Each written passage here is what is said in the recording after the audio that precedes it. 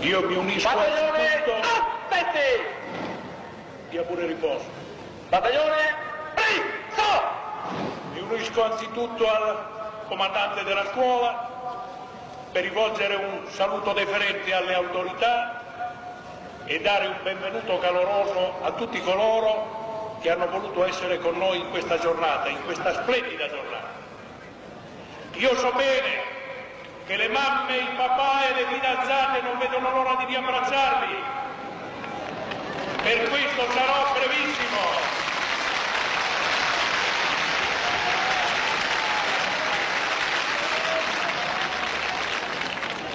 A voi, giovani carabinieri ausiliari del 180° corso, voglio solo dire che oggi vi è concesso un grande privilegio,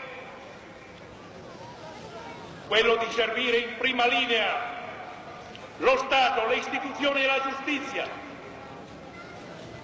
quello di difendere la legalità e la dignità dell'uomo.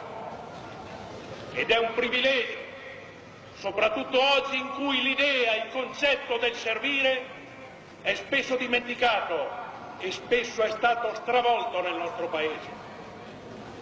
Ma essere carabiniere significa anche e soprattutto saper donare alla comunità, saper servire la comunità, saper rischiare per la comunità, saper dare tutto se stessi alla comunità.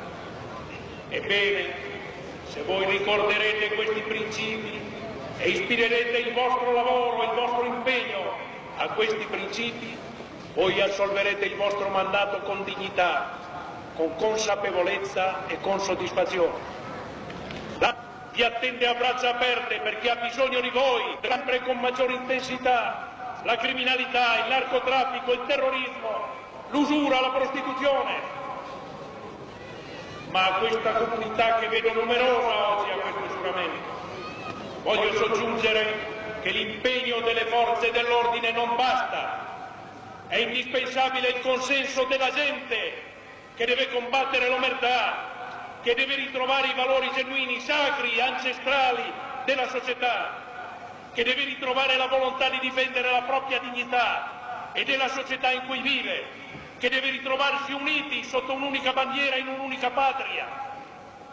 Ebbene, io credo che sia giunto il momento perché Stato e cittadini camminino insieme ed è proprio questa certezza che ci deve dare fiducia nel futuro, fiducia nello Stato, fiducia nelle istituzioni, fiducia in noi stessi, perché la patria ha bisogno di ciascuno di noi.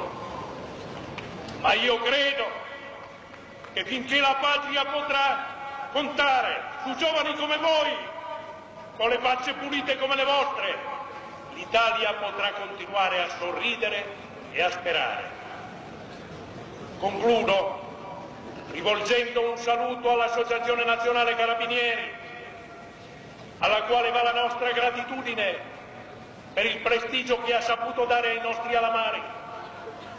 Un saluto alle vostre famiglie che hanno seguito con entusiasmo e con orgoglio questa cerimonia. Ed infine un rinnovato augurio a voi, perché l'entusiasmo, lo spirito che oggi anima ciascuno di voi possa illuminare tutto il cammino della vostra vita. Tanti auguri, buona fortuna!